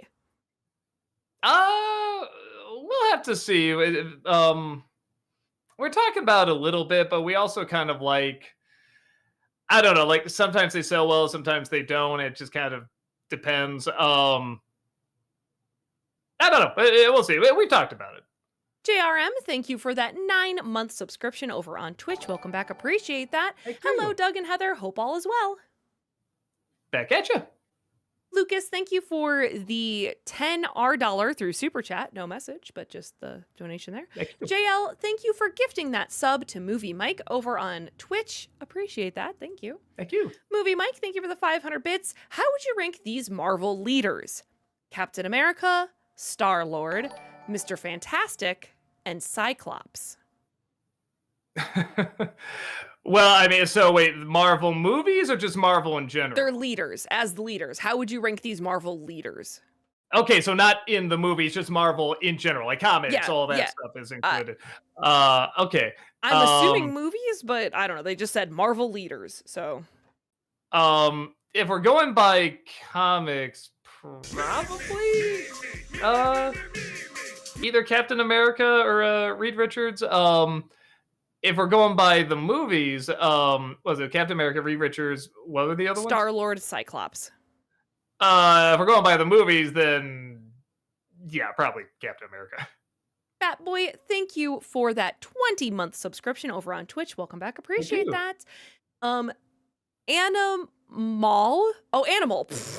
Animal W. I know how to read words. Thank you for the $5 super chat. Hi, with the Devil Wears Prada sequel in the future, is there any possibility of an NC review for it? If not, would love to hear your thoughts on it. You know, I don't know. Is this a surprise if I say I've never seen it? Is that like a what, or is it like, no, that makes sense? I guess That's a movie I makes don't sense, know. but I love Devil Wears Prada, Doug. I love it so much. Let's do the sexist thing. Every woman dies, but I'm doing the sexist thing too by not seeing it. But there's plenty of chick flicks I've really enjoyed. You know, I mean, like I love Fried Green Tomatoes. That's about as chick flick as Somewhere in Time. I really like those. Are definitely chick flicks. And that one I haven't seen. It just didn't look like my thing. But people talk about it so much. I should probably check it out and see. And maybe I'll see it when the sequel comes out. Brady, thank you for the $5 super chat. Is this the Krusty Krab? I don't know. Is that his laugh? I think that's his laugh. Late Night, thank you for the 500 bits. Hey, Doug, what movies do you have planned for Nostalgia Ween? If you don't have anything specifically planned, why not put it to a YouTube vote? One of them I'll probably put to a YouTube vote. I like doing those member polls because I like putting ones that I don't know if there's interest in or not. And then when I see one like really wins, I'll be like, oh, okay. And then like the one that's like really close, like, okay, so these two there is really interest in. So yeah, like I obviously do the first one, then like I said before, maybe do the second one another time. So yeah, I'll probably put one that I'm not sure if people want to see or not. I'll put like 4 or 5 Halloween ones on there. It is fine. I am going to do another Stephen King one. I remember like last year I said, I'll just take a break and, you know, only do them if I really want to because I don't want to feel like I'm forced to do it. And then there's one movie where I'm just like, oh my God, I want to talk about this movie. And I don't even know if it's going to do well. I just want to talk about this movie. So, yeah, you'll definitely see that this year. Tom the Realist, thank you for the $5 super chat. I saw your Nostalgia Critic on Diary of a Wimpy Kid. Would you ever review the sequel, Roderick Rules? It's unironically my favorite movie of all time. Probably not, because I was seeing how that film would do with the... You know what? I should look back, because sometimes a film doesn't start off good out of the gate, and then, like, the numbers build. So I should check up on it again. If it looks like it's doing good, maybe I will. Brady, thank you for the $5 super chat. Are you sure this isn't the Krusty Krab? Ah! I'm just gonna do every laugh. JRM, thank you for the 500 bits. Also, Doug, what's a bad movie that had a good idea that you would think would be made into a good or at least a decent film? I always thought Drop Dead Fred was a fantastic idea. Like, especially where the story does technically end up going, where it's kind of going inside her mind and reliving like this trauma that she hasn't addressed. Like, it's a really smart idea, but it's awful. It's like one of the worst. Boy, that's one I forget about when I was doing like the worst of list. I'm like, ooh, yeah, because I think I was like, yeah, if you want 11, I don't know, check the halls, and I'm like, maybe it's Drop Dead Fred because that was pretty terrible. Brady, thank you for the $5 super chat. This is the Krusty Krab! Krusty Krab! Krusty Krab! Krusty Krab! Meow. I don't know. I'm just doing the snail now. I don't know. I don't know what else to do. He doesn't get the joke, chat. He doesn't know the meme. He doesn't know. No, I don't know it. I'm sorry. Taranga. Oh, okay. I'll do it next time. Taranga, thank you for the $5 super chat. You might take this as a hot take. In terms of humor, Mystery Science is awesome. Cinema Sins is awesome. You are awesome. Brad's awesome. Riff Tracks sucks. Really? That's a lot of the same people. A lot of same people that stole from. Right, like very similar senses of humor. Yeah, no, I wouldn't say it's a hot take. I mean, I guess technically it is, but I mean, like, it's just more surprising. Sorry, I'm laughing at chat. He's uncultured. He doesn't know the SpongeBob meme. Sorry, I'm sorry. Hey, you know what? I'm in the damn show, okay? So, to all of you. Lucas, thank you for the $10 super chat. Doug, please watch Courage the Cowardly Dog and review it. I loved Dark Toons. You helped me a lot through my depression. Oh, cool. Thank you so much. And yeah, I hope you're doing better, definitely. With I did like Courage quite a bit. I did a lot of it. I think I did a whole month of Dark Toons dedicated to Courage Cowardly Dog. Yeah, if you're talking about like a Nostalgia Critic review, I still would have a lot more episodes to watch, and I just don't think I have the time for it. So probably not. And yeah, with Dark Toons, I just ran out of steam, and like I said, the fatigue slows me down with it too. It makes it more difficult. Movie Mike, thank you for the 500 bits. Heather, how would you rank these Amazon Prime couples? Mark and Eve in Invincible, Vaggie and Charlie in Hazbin Hotel, or Vax and Keyleth in Vox Machina? Okay, I'm gonna go with Vaggie and Charlie, then Vax and Keyleth, and the last for me would be Mark and Eve, because a part of me didn't want them to end up together anyway, and I was like, you know? Then no spoilers. Oh my sorry, god. sorry, I didn't know it was going that af. No, oh my god. Right. You could never tell with the tension. Not all. Future movie actor, thank you for the $5 super chat. Wild Wild West 1999 is a guilty pleasure to me. It beat The Haunting 1999 for a Razzie for Worst Picture. What are your thoughts on that, might I ask? It's not surprising. At least I'll say this for The Haunting. The house looks nice. I mean, it got that right. I guess Wild Wild West technically doesn't look bad, and it's hard to say it looks good. It's just so unpleasant. It's so horribly written. It's with The Haunting, at least you can see what it's trying to do. It's just awful at it. With Wild Wild West, I mean, I think just everybody went to see that film. It's like, what is this even attempting to do? Late Night, thank you for the 500 bits. I'd still love to see an Emesis Blue Nostalgia Critic for Nostalgia Ween. Really good horror movie. Sorry that I keep bringing it up. Yeah, you brought it up before. Spell it one more time. EMESIS space blue. BLUE. Yes, I still haven't seen this yet. I'm sorry. I'll try to save it somewhere so I get a chance. Is it a Nostalgia Critic thing? It looks like an online thing. Is it actually like a movie? I don't know. I'll look more into it later. At Movies, thank you for the 500 bits. Fun fact, Disney almost adapted Where the Wild Things Are in the 80s. There even exists a short animation test where Max and his dog are hand-drawn and the backgrounds are CG. I know you love the 2009 movie, but would you like to have seen that version? Yeah, I think John Landis did. I think that short. It would have been interesting. You know what I like to see if they're gonna do that. I would like to see that same art style. If Disney's gonna do that same art style in a segment of Fantasia. I think that could work because I think about like what they did with the Salvador Dali short that was gonna be in Fantasia, and they eventually made it. Um, I think in many respects, I don't know. I feel like maybe it could be more powerful even without the words. I know everybody remembers the words and everything. I'm not saying I'm necessarily right, but if Disney's gonna do it, that would be a very interesting, unique way of doing it. And what piece of music would you choose for it too? So that I'd be down for. Movie Mike, thank you for the 500 bits. What do you think of Hootie from the Owl House? I go and back and forth between finding him funny and finding him annoying and wondering why is he even there? I get that. He surprisingly doesn't bother me. That usually is the type of character that would get on my nerves. I know he's meant to be annoying. Something about the way he's written, like every time he's about to be too much, they put in a funny line or they at least throw in an awareness. No, we know. And we're having fun with it. And we pull it back just enough to get a laugh. So, yeah, I do like him, but I'm not surprised that someone's like, I hate that character. Future movie actor, thank you for the $5 super chat. For the other movies that got WP nominations in 1999, by the way, were Big Daddy, Blair Witch Project, and Phantom Menace, interestingly enough. The first Blair Witch? That's interesting. I thought it'd be the second one. L, thank you for the $10 super chat. I noticed your penchant for theatrical cut of Lord of the Rings / Hobbit.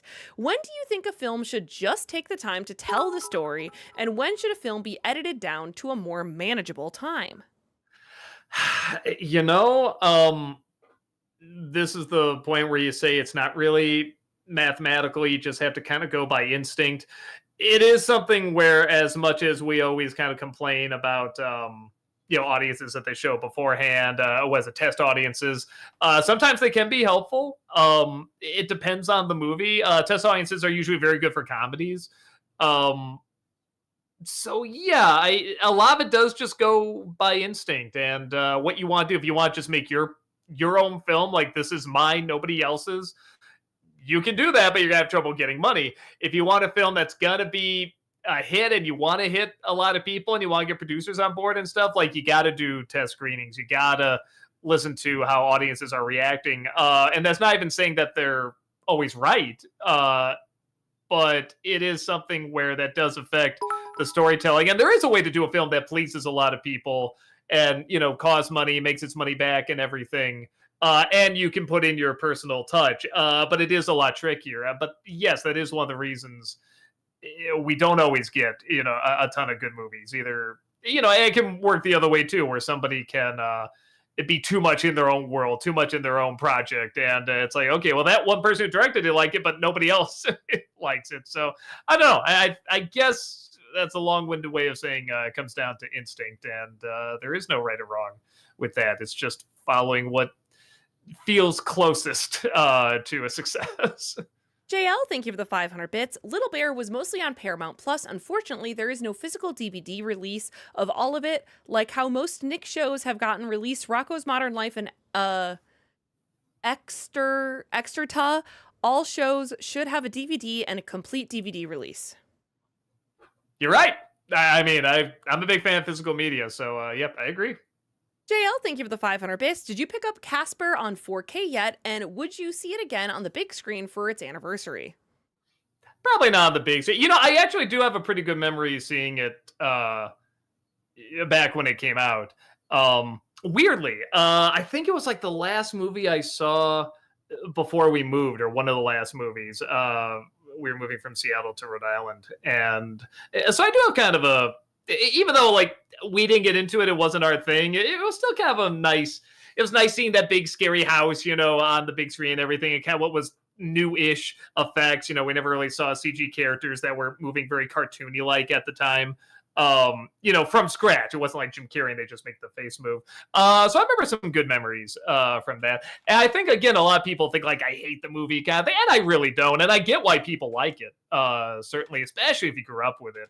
I feel like if I grew up with it, I would like it. But yeah, I think I was just kind of I was a little too old by the time it came out, but not too old I couldn't see some of the stuff that worked about it. Ultimate Frozen fan, thank you for the $5 super chat. Doug, I don't understand why people complained about Andrew Garfield redoing the origin story, but yet wanted F4 and Superman to have origin stories. No, I love that they didn't. I love that they. I shouldn't say love, but I was okay that they didn't in Superman. I really needed the origin story of Fantastic Four big time. I think that was, for me, that was a missing component. They I do reference argue it though. but we never see it done well. That's the thing. Superman's been done well a couple times. We never seen on the big screen Fantastic Four origin done well, and this really is supposed to be following these people and everything, especially in a movie where there's not much action in it. And so I'm like, you either have to have more action in there, or you have to see them before they get the powers and focus more on what their lives are like after the powers and how it affects them. That was my issue. And I guess everybody else loved it. That's why they all went back to see it again. Ashwin, thank you for the $5 super chat. Hello, Doug. Have you ever seen How I Met Your Mother? And if so, what are your thoughts? No, I've never seen it. I know everybody hates the ending. But you know, it's one of those where for some reason it just never grabbed me. Whenever it was on, it didn't look awful. I just, nothing about interested me. I am starting to get a little bit. Brad's finally turned me over a little bit to Friends. I am watching a little bit of Friends, and I actually do enjoy it. I don't love it, but I do enjoy it. Alexander, thank you for the 500 bits. Since you mentioned it in today's review, what are your thoughts on Meet the Fockers? Personally, I thought it was way too over the top compared to the first film, though Hoffman and Streisand were well cast. Those movies in general, again, I get why they're funny. To me, they're just so one note. And the note gets so old so fast, even when it's done well. So they don't do anything for me, but I get why other people like it. Like, that is the joke, just how many things can keep happening to this person. Meet the Fockers does have one of the best funniest intros ever, where everything on their way there is going right. They're right there, the person's late, so he's like, oh, it's free, the ride there is free. Oh, okay, well, they ran out of seats, so they're upgraded to first class. Oh, we just opened a thing of champagne, we can't close it, would you like some free champagne? Like, everything is going so well, and you know it's all building up how terrible everything else is gonna go, and I thought that was one of the cleverest openings. Headshot, thank you for the $5 super chat. What I'd prefer for Zootopia 2, 3 years later, Judy and Nick experienced and decorated officers and a villain from Chief Bogo's past with higher stakes. Maybe it will be, and somehow they get Snake in there too. Movie Mike, thank you for the 500 bits. And Steven Universe, what do you think of the Beach City Citizens? Some fans, including me, find them uninteresting and don't like how good chunk of episodes keep putting focus on them and taking a break from the main story. They could have more interesting people in there. I do remember them, which is something. I usually don't remember the citizens from, anything, any superhero story. And I think it is good to get to know them. Some of them are written a little too annoying. Oh man, who's the, like Lars was annoying. Who's the one, Ronaldo, something like that. There's one character just everybody hated. I remember not liking either. But then some kind of like, I don't know, like Connie's a fine character and everything. So yeah, it's one of those where I would like more interesting characters there, but they were fine. It worked well enough. Movie Mike, thank you for the 500 bits. In Mufasa, what do you think of I Always Wanted a Brother? It's like the one song I liked. All the others are so forgettable. And even then, if you were to ask me to hum it right now, I couldn't. I just remember the general sound of it. My brother, I gotta remember that. It was pleasant. And it did a good job getting across the emotions that character was, but that they're both feeling. So I thought that was good. All the other ones were pretty nothing. Future Movie, thank you for the $5 super chat. Lion King 2019 is mediocre to me, while Mufasa is one I thought was actually fairly good. Impressive you liked considering your hate of the others, haha. Well, you could make the argument that could be why, because the bar is just so low. It's like in this movie, it's like, wow, they have expressions. What? Like that's what you were supposed to be doing from the beginning. But no, there were a lot of things. Like I say, even from a storytelling point of view, like particularly what they do with Scar's character and how he's developed and what leads to what. I thought was very interesting. It didn't always do the obvious thing. Sometimes they did, but they didn't always. I'm still here. I'm just letting chat one out. Okay. JL, thank you for the 500 bits. I want to recommend Princess Half Demon for an anime. I think its main character, Towa Higurashi, is very relatable, and I think her views on the modern world versus feudal era hits hard during the course of the show. It's one I'd recommend for a 2-season show. Yeah, somebody brought that up before. It's I JL. think. Yeah, Maybe it's the same person. Maybe it's you. Okay. So no, I hear it's good. Again, it's just so many other animes I want to see. I want to see Dragon Ball. I want to see Dragon Ball Z. I want to see One Piece. I want to see JoJo. There's all these animes I want to see, and they're always like a bajillion episodes. So it's unlikely, but I've heard it's good. Headshot, thank you for the $5 super chat. How did Maritza Cruz feel about you doing a whole Garfield movie review in her bathroom? Also, why the bathroom? I'll tell you exactly why the bathroom, because that's not her bathroom. We doubled it because I knew if there were any delays, which there were getting there. There were a lot of delays. I'd have to rush things. I was also like, man, this is like the main review part. If I get something wrong for like the fatigue hits or something like that, I don't want to be stuck in this poor lady's bathroom the whole time. It also just feels weird being in somebody's bathroom recording it. And for the exact reason like you were saying there, so it's actually my aunt's bathroom. That's why I give them a shout out at the my aunt and uncle. No, she was great. And the whole family was just so kind and so I don't know, just so friendly and liked, or at least she liked talking about Garfield. No, I shouldn't say that. The family did too. They looked like they had several stages of like living with it. You know what I mean? Now they're at acceptance for the most part. Majestic Demon, thank you for the 500 bits. If I ever have to explain Watership Down out of context to somebody, I'll just show them the Kill the Wabbit clip from What's Opera Doc. There you go. Just have some blood splurting out the hole too. Future Movie, thank you for the $5 super chat. Plans for re-reviews of Space Jam, The Wizard, and or Good Burger soon. Then again, I think the real thoughts on The Wizard was by my request. Haha. Not Good Burger. I feel like I got most of my thoughts out there, but yeah, probably Wizard and definitely Space Jam. I wouldn't mind talking about again. Movie Mike, thank you for the 500 bits. Fun fact about Alien, before Sigourney Weaver was cast, Meryl Streep was considered.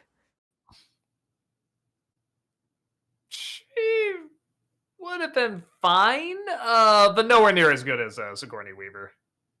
Gail, thank you for the $5 super chat. Meet Dante Bosco at Fan Expo and told him I'm an NC fan and that I loved the episode he was in, and he started laughing, saying that you film him perfect. Oh, well, that's lovely. He's very easy to film perfect. Sean, thank you for the $5 super chat. Favorite scene/song from La La Land and Singin' in the Rain?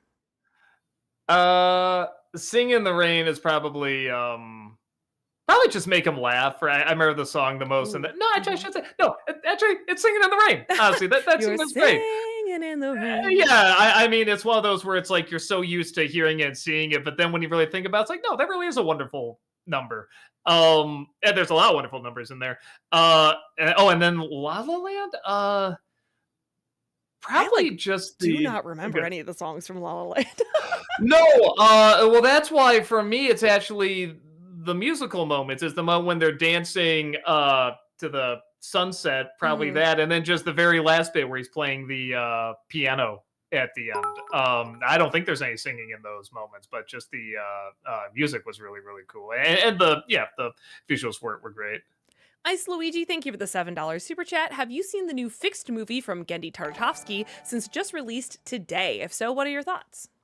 No, I haven't yet. I do have it saved, the little remind me when this comes out, because I do like his stuff and I want to give it a chance. I know the trailers weren't that great, but I do really like his stuff, so I am cautiously optimistic. JL, thank you for gifting that sub to Nicholas the Dragon. Appreciate that. Thank you. Thank you. Blonde the Dolt, thank you for the 500 bits. Hey Doug, since you went back and re-reviewed the Pokemon movie, would you ever consider taking a look at one of the Yu-Gi-Oh movies? You get to make a ton of Yu-Gi-Oh! The Abridged series jokes.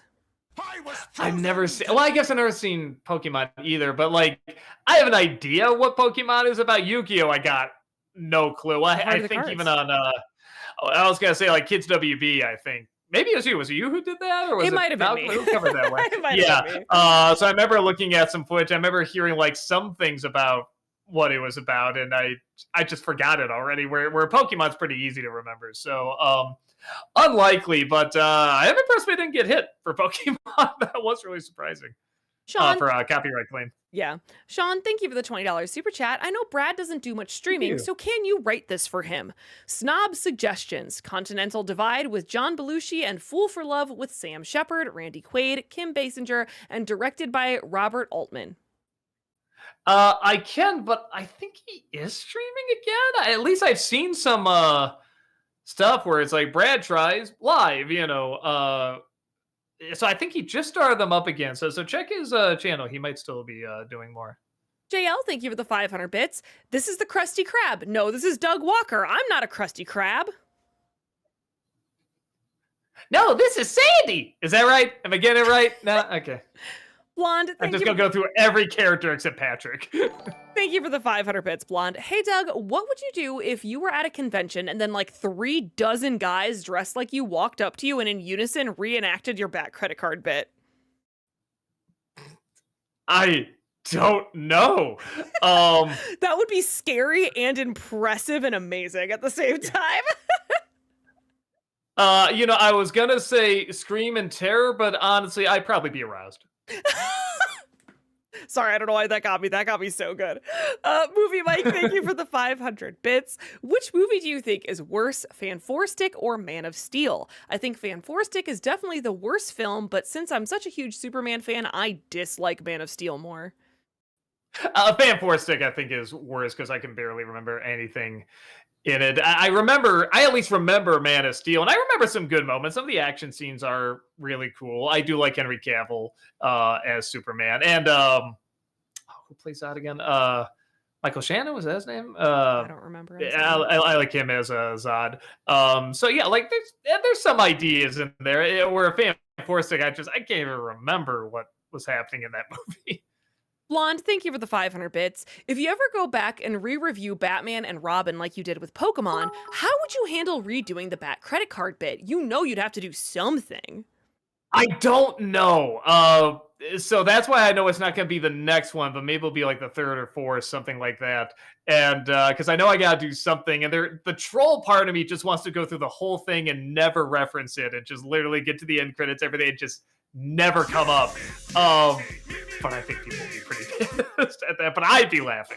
But so I don't think I'm going to do that. But yeah, I'm not sure yet.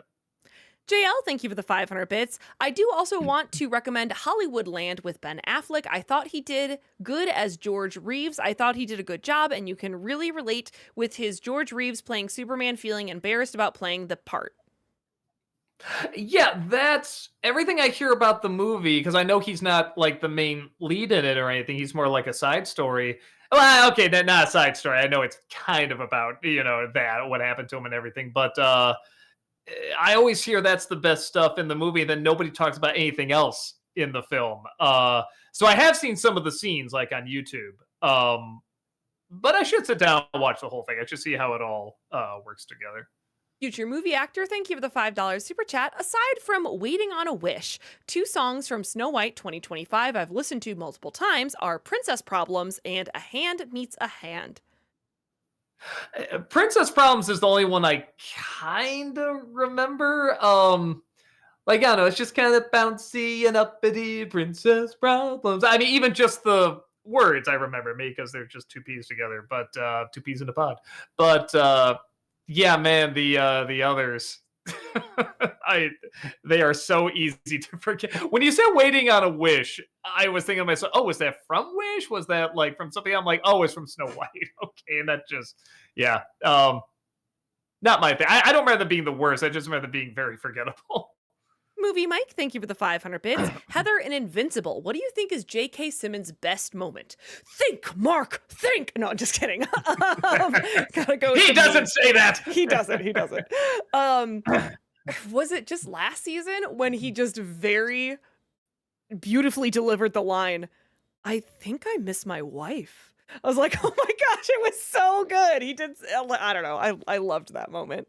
You know, I have not seen any of the seasons, and even I know that scene. And not any of the seasons after season one, even I know that scene. And even hearing that out of context is like, whoa. Because I remember Yeah. what he said in the first season. Yeah. So yeah, no, it sounds like that'd be a good moment. Movie lover, thank you for that 6-month subscription over on Twitch. Welcome back, appreciate that.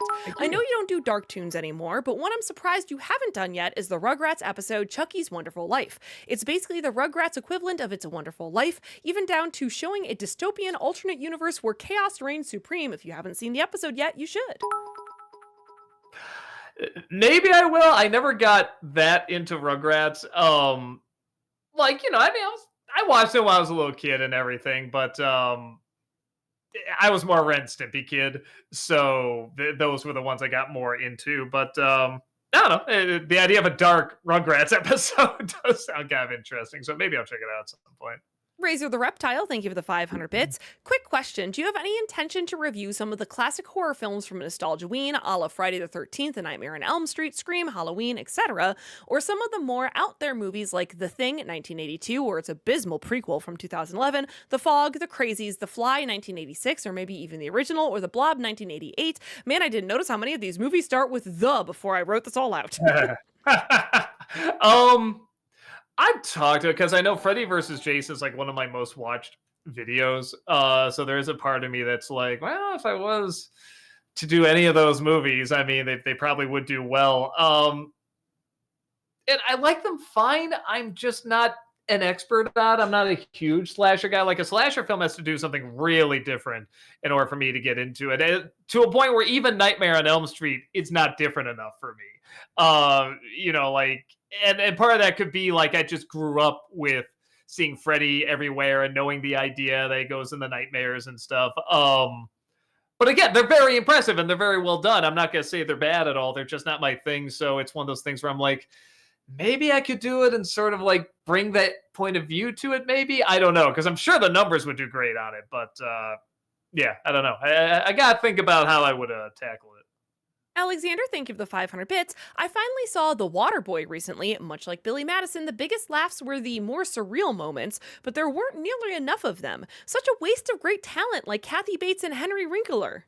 Oh, sorry, I said Yeah, that so weird. yeah, Wrinkler. Yeah. Yeah, I never got into The Waterboy. I know that was a big hit and so many people love it, and it's just nothing. I don't know. Maybe I can think of like 2 laughs in the whole thing. Maybe just the concept of Kathy Bates always saying it's the devil. Like, that's a little funny. I get just the concept, but seeing it doesn't usually make me laugh. So, yeah, I don't know. That's one of those where people always get really angry when I pick on The Waterboy, and I'm just like, nah, I think you know this isn't good. Trip, thank you for the $5 super chat. Why was this week's review shorter than usual? It's the best I could do. Like I said, I am still living with chronic fatigue and everything, and sometimes it's like, this is just the most time I have right now. This is the most I can do. So yeah, sometimes they'll be a little shorter. JL, thank you for the 500 bits. Speaking of friends, what do you think of Joey and Chandler friendship? I haven't seen no, so I've seen maybe 5 episodes, a couple from the first season, a couple from the second season, and what sells it for me is the chemistry from the actors. They really, really have phenomenal chemistry, and you know the writing's all right, and there's enough weird little surprises that kind of get me going. Oh, okay, I didn't see that coming. That's a weird thing to focus on for an episode. But yeah, what really does sell it for me is the chemistry. So I'm just, even though I haven't seen much of it, I'm just assuming it's going to be great because yeah, they really do work very, very well off each other. Everybody, the whole cast. Movie Mike, thank you for the 500 bits. In Owl House, which of King's relationships do you like more? His son-mother relationship with Ida or his brother-sister relationship with Luce? Probably Ida, I think because they have more history and they know more how the world works. You know what it is? Like I like the brother sister relationship there, but like you just know Ida and him could like give a look or raise an eyebrow. They would just be on the same page. Like they have that history. Late night, thank you for the 500 bits. When Zootopia 2 comes out, I really hope they bring up the Arby's plotline. Yeah, there was.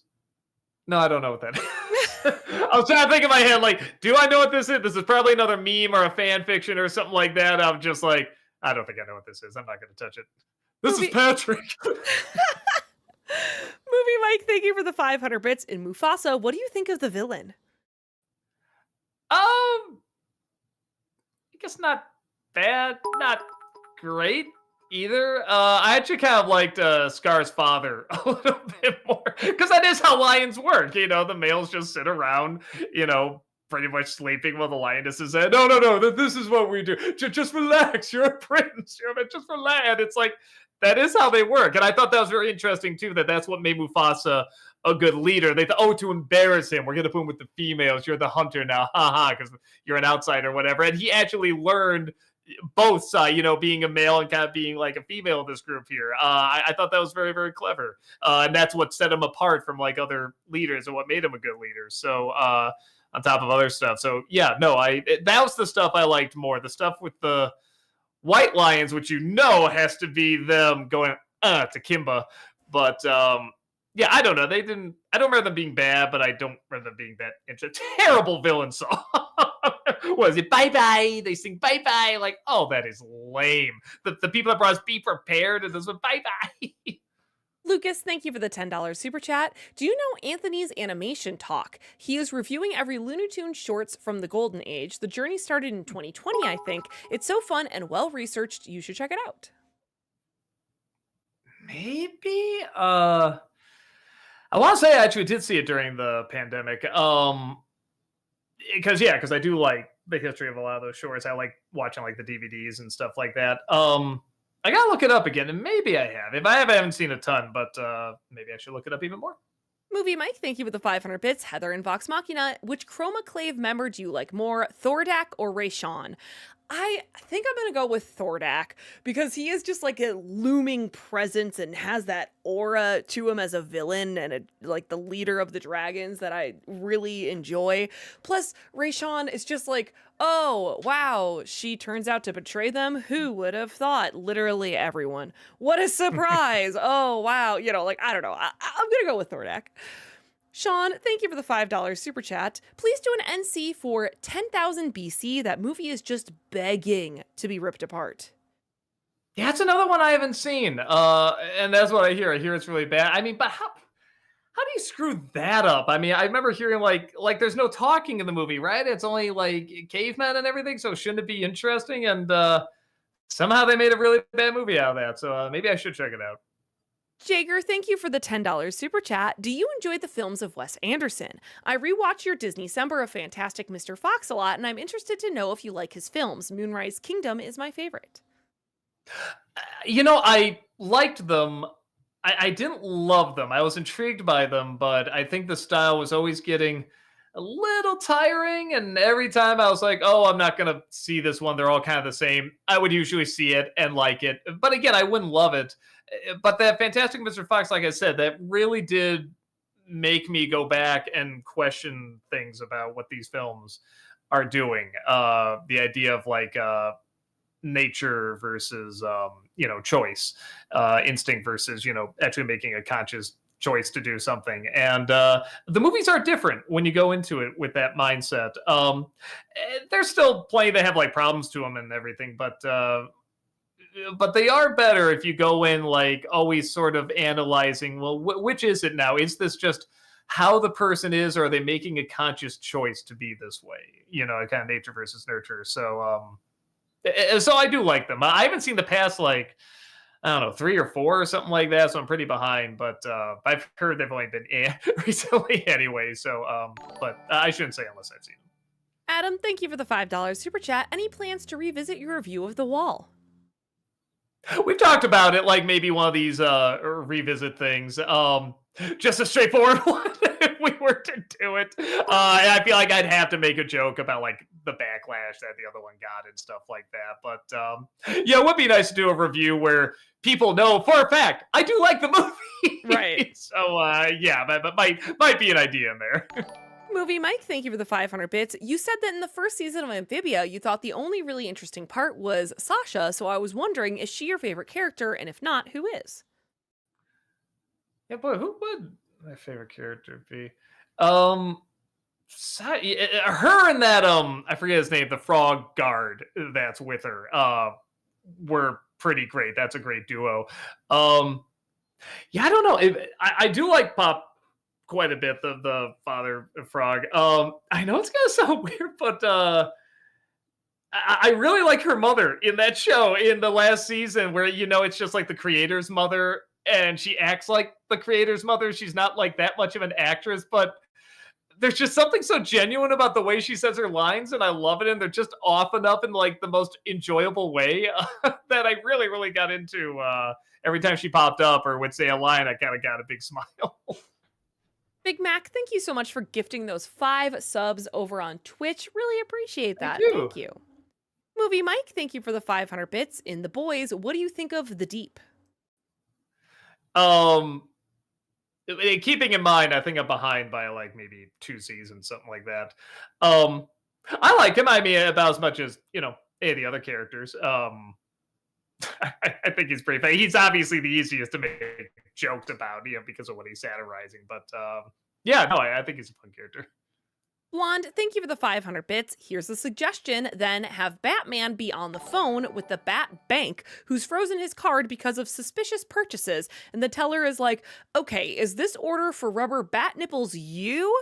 And here's those automatic sales messages and waiting music, but it's bat themed. It's cute. It's an idea in there. It's not bad. Not a bad thought. Anthony, thank you for the $5 super chat. Will you review any of the SpongeBob movies? I did. The first one with Phantom Strider.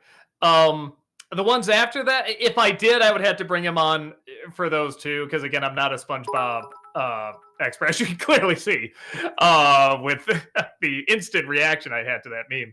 But I don't know, because I hear after the first one, they just kind of get like boring and bland and aren't that good. Which again, I'm sure I could talk about, but I feel like you need like a diehard SpongeBob fan to get like really angry at it. And I like SpongeBob fine. I definitely wouldn't call myself a diehard fan though. Jager, thank you for the $5 super chat. If he can answer, Chaplin, what is the best cat in a live action film? A performance by a cat that deserves an Oscar. I mean, he's not here, but I imagine if he was here, he would say, Sylvester. And I say, but he's not real. He's a cartoon. And he say, no, you're a cartoon. And my mind would be blown. Great. Because I am. It's a Thank show you. called Doug. Blonde, thank you for the 500 bits. I know you're not a slasher expert, Doug. I know because you called the Rob Zombie Halloween remake the second best Halloween film. It's not. It's awful. And it and his second one are the worst by far in a sea of bad sequels in every way. This is me being restrained, by the way. You know, did I really say it's the second best? I'm kind of surprised I said that. Well, so I'll say this: my respect for the second film has gone up. For me, when I first saw it, I thought it was kind of boring. But then when I'm looking back, I'm like, no, actually, this is a very clever idea about having it in a hospital, and obviously some of the twists and turns they have with it. If you're gonna go somewhere with a sequel, it's not a bad place to go.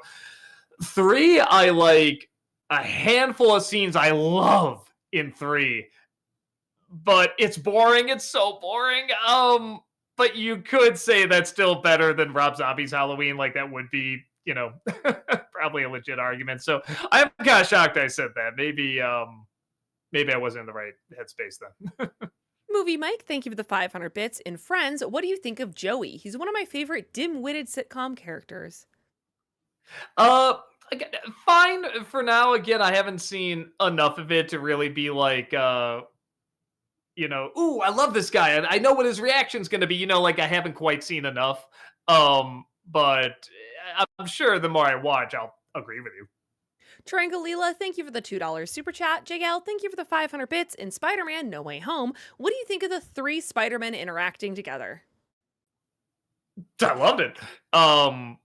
Yeah, I saw I liked, and this is just a pretend, a hipster. I knew it at first. When Yes, this is no spoiler. When you see Andrew Garfield is coming out of the portal, just the world that they said, the color of the world and the outfit, the type of Spider-Man outfit it is, I recognized it from the Amazing Spider-Man movies. I was just like, I know who that is. I know what this is gonna be. Oh, and I was already laughing, and people were just like, "What's this thing?" I'm like, "Oh, wait, wait!" It was the same thing with Nicolas Cage as Superman. I just all in that Flash movie. I already knew what that was, and I couldn't help myself. I just started like already like kind of laughing to myself, and people were like, "What's his problem?" I was like, watch."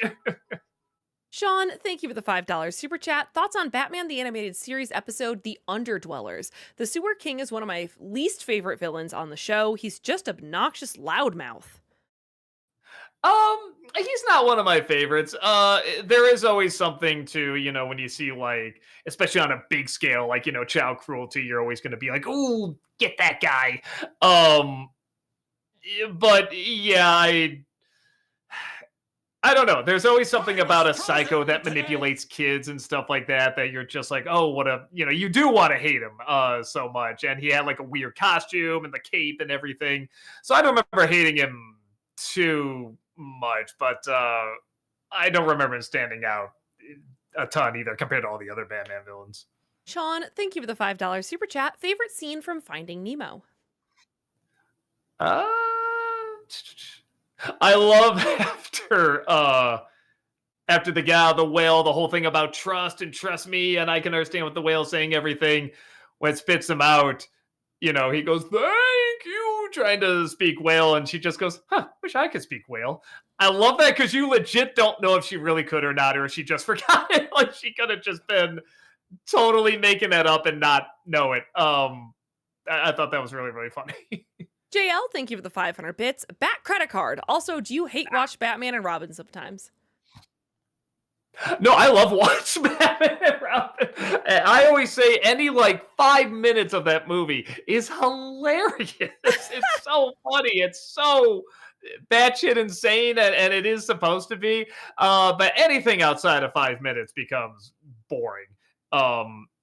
And yeah, and the movie's like whatever, like almost 2.5 hours, something like that. So it's like, yeah, no, obviously that doesn't work. But man, yeah, I do stand by it. Take any 5 minutes, and it's a laugh riot. Late night, thank you for the 500 bits. Doug, the robots have taken over the Navy. This is Patrick. JK Gamehouse, thank you for the 50 NOK through Super Chat. Have you considered reviewing The Fly 1986 movie, or would that movie be too scary? Though Jeff Goldblum did a good job in that film. Oh, it's too scary. I can't watch it. No, actually, it's a great movie. One of the most original remakes ever done. But I don't, with the gore effects in it, I don't know how YouTube would react to that. My guess is it'd probably be okay. But I don't know if it's worth the risk. I also don't know how much I could definitely make some Goldblum jokes, obviously. But he is really good in the movie. It's kind of, it is one of those where I'm like, man, it's actually kind of hard to find anything wrong with the performance. Like his acting weirdly complements that role, and you wouldn't think it would. So yeah, it's about the most I can add to it that I think, maybe other people haven't said. Even then, they probably did. So, yeah, I don't think I can get too much out of it. Blonde, thank you for the 500 bits. Let me clarify. You said the Rob Zombie one was the second best one with Michael Myers in it. I like 3, but I don't consider it a Halloween film. Halloween 4 is good, as bad as 5, 6, and 8 are. They at least don't shit on the whole idea of what Michael Myers and the movies are supposed to be about. I would rearrange it and put Halloween 2 before Rob Zombie's Halloween. I do. I think I've come around more on that film. Um, but after that, I don't know. I've seen the others, and they're pretty bad. Um, so I probably would put zombies up there. But I know what you're talking about, going against like the initial idea of it and some of the changes they had. I know where you're coming from with that. Where four, you know, and five and all of them, you know, aren't technically good films, but they're doing what you're expecting to see Michael Myers do, and they didn't, for the most part, change the origin. They added, you know, the whole thing was the thorn thing going on, but you know, that at least was a little interesting and new. But so I know where you're coming from with that, but yeah, for me personally, I'd probably say yeah, like one, two. Again, with Myers in it, and then maybe the Rob Zombie one. But I'm not surprised when people say like, you know, this is awful, this is the worst. Like, I get it. Sean, thank you for the $10 super chat. Kill Bill Volume 1 or 2. Favorite scene from each. For me, Volume 1, the entire climax. Volume 2, when she claws her way through the dirt from the coffin, the music really sells that moment. Um, yeah, I agree with one. The entire climax is great, and then in two, yeah, honestly, maybe just the kind of the whole quote unquote climax there with when she does see Bill. Um, even though the movie did need a lot more action, they did need to, you know, splice that a little better in editing. But I did think most of that worked out pretty well. It was very interesting to listen to. A Goose Reviews, thank you for the $5 super chat. Goosebumps 2015 or Power Rangers 2017, Rat Race 2001 or Final Destination 2000, which one would you review? Oh, okay. Oh, all of those is what you're talking about. Okay. Probably Rat Race, because I do like that movie, and I do think there's interesting stuff you can say about it. I'm sure the other ones would get more views, but yeah, I actually do have an interest in that movie. JL, thank you for the 500 bits. What do you think of E.T. when Elliot sees E.T. for the first time? I mean, pretty classic scene. Just you know, I mean, it works. Most things in that movie work. All right, and actually, we're caught up. Hey, all right. We have almost 10 minutes here. See, we told you. We told you we try. We told you. Tarangalila, thank you for the $2 super chat. Do you plan to do an NC on the other Indiana Jones movies? We've talked about maybe streaming the wasn't the Great Circle? Is that Yeah, the Great Circle is the game. Number one. Yeah, like maybe trying to stream that to see how that goes with YouTube. Because I mean, we loved it. We were originally gonna do an Indiana Jones month, but we just kept hearing that, you know, if anyone has, you know, the imagery from the Third Reich, so to speak, in there, you know, it would get you know, banned or content warning or stuff like that. No ads, all that stuff. It maybe even a strike. I mean, the whole bunch of stuff you have to fight. So it's like, it's not worth it. But you know, if we play this, whatever the game, and because that apparently has imagery of that all over the place, and it doesn't get hit with anything, then yeah, probably will. Christopher over on YouTube asks, will you do a Nostalgia Critic review of Cloudy with a Chance of Meatballs 2? Maybe. I think the first one did okay. So yeah, I might do the second one. Power Gamer over on Twitch says, how would you rank these 3 stop motion films from 2009?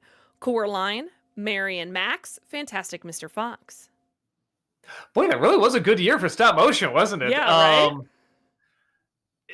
I think I gotta go. They're all really good, but I think I gotta go personal with them. So probably Coraline, Fantastic Mr. Fox, and Mary and Max. But I feel bad because Mary and Max doesn't get enough attention. It really is a good movie. July Media over on YouTube says, are you checking out Kamen Rider on Shout TV? The main hero is played by the same guy who played Segata Sanshiro. Yeah, I found all that out after I posted the video, and that he actually is the son of the guy playing Segata. That's so cool. But that said, no, I'm not. I don't even have cable. Blonde, thank you for the 500 bits. I will say, give Halloween 4 another chance. It's good, its flaws are, it wasn't really needed, and it came out at the time when Friday the 13th made slashers stale, and it borrows a bit too much from that. Still good, and yes, it was the curse of Thorn, the stupid stuff they did in 5 for 6 to add it, but it doesn't absolutely ruin Michael Myers like zombies do. I get where you're coming from with that, because they're not going back and redefining the origin. Again, not yet. They kind of do by the end, but uh, nah, it's just dull. It's boring to me. It's just not my thing. Wingweaver over on Twitch says NC review for Advent Children. Uh oh, that's right. I think I'd have to play the whole game first, and then we'll see. Batfan over on YouTube says, are you going to do Jackie Brown for Disney December? It is so underrated. It is. It's a very good movie. I'm kind of jumping around because I know like every Disney December now, I'm probably gonna do a Kevin Smith film and I'm gonna do a Quentin Tarantino film. Um, I'm probably just gonna do like my favorite ones first. So it's probably gonna be Django Unchained will be the next one, and then probably Once Upon a Time in Hollywood, and then probably Jackie Brown. Because you're right. You know, the one thing that's always what's brought up about it is everyone's like, it's so underrated, it's so underrated. At least it has a reputation of that, where people don't even go, what's Jackie Brown? They at least do know what it is. It's like, oh, it's so underrated. You know, and they're right. JL, thank you for the 500 bits. Did you watch the deleted scenes from Signs? I can't remember. If I did, it was years ago, like when it came out. Chaser Temple over on YouTube says, hey Doug, will you ever consider reviewing Winnie the Pooh Blood and Honey 2023 on Nostalgiaween? If you won't, then Teddy Ruxpin will get you. Hee I hear it's pretty boring, so probably not. I know Brad did a review. He did both. He did the original and then the sequel, and he actually said the sequel's not that bad. Blablik Block says over on Twitch, sorry, have you seen the new F1 movie? No, I know it's another one of those movies where you're supposed to see it on the big screen and IMAX and stuff like that. And again, it's just a time thing. I don't think I'm gonna have time. Harvey says on YouTube, will you review Death Becomes Her? And I recommend seeing the Broadway show. The music is great. It sounds like that'd be fun, a Broadway show on that. I'd be curious to see how they do some of the effects too.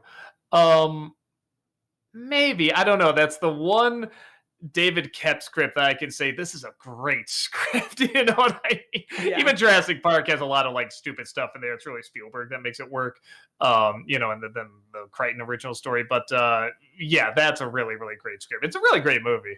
JL, thank you for the 500 bits. What do you think of the deleted scene from Signs where Graham talks to his brother about breaking his arm, and do you think that scene should have been kept in?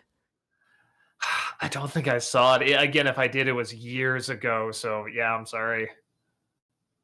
Dr. Angela Z, thank you for the £5 super chat. When did you first watch Doom movie, and did you have high expectations for it? DOOM or DUNE? DOOM, sorry, Doom. Okay. No, I saw it to review it. I just kind of assumed it wasn't going to be good. It just didn't look that good. And parts of it were fun. I was actually shocked. Some parts, I'm like, all right, I'm almost getting into this, and then it would just sort of meander and not really give you what the game was. So yeah, well, was not my thing. Master Mario over on Twitch says, are there any YouTube videos that you liked that are gone? I liked some YTP's fan dubs, a Zelda live action video, a letter being read called Dear Loser, and a British guy proving you are a witch by lighting a picture of you on fire. Boy, I'm sure there are, but I don't, top of my head, I can't think of them. There's one video that doesn't get enough attention. Oh, what is it, like the Occurrence at Cheddar Bay, something like that, where these guys just do this funny thing at a Red Lobster. And it was so funny. And every time I look for it, I can never find it. It has to be like the 20th page. Suddenly it'll pop up. So I don't know. That's the same as it not being there, but you got to really, really search for it. Frankfurt the Orange over on YouTube says, or the Legend of Cheddar Bay. That's it. Sorry. I think that was it. So, Doug, two things. Another commercial suggestion is the later Transformers ads, including Pretenders, Headmasters, Target Masters, and Power Masters. The second is Monster High commercials from Mattel. I know what the toys are. I don't think I've seen the commercials. I'll try to look them up. Ramirez over on Twitch says, which movie do you like better, Superman or Fantastic Four? Oh, and how's your sex life? Here, hold on. Oh, there's no water left. Hold on. There we go. For I like Superman more. Yeah, though I get when some people say they like Fantastic Four more. I get it. It's slower. They're gonna take the time a little bit more, but there's still a lot going on in it too. Jed over on YouTube says, hey Doug, for Nostalgiaween, you should review Spookily the Square Pumpkin.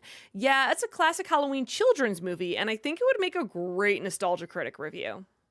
I've never even heard of it. Spookly? Is that? Spookly. Oh, Spookly. Spookly. Pumpkin. Oh, there he is. It's adorable. We'll see. All right, and that does bring us to 8 o'clock. Alrighty. Thank you all so much for joining us here as usual. We super appreciate it.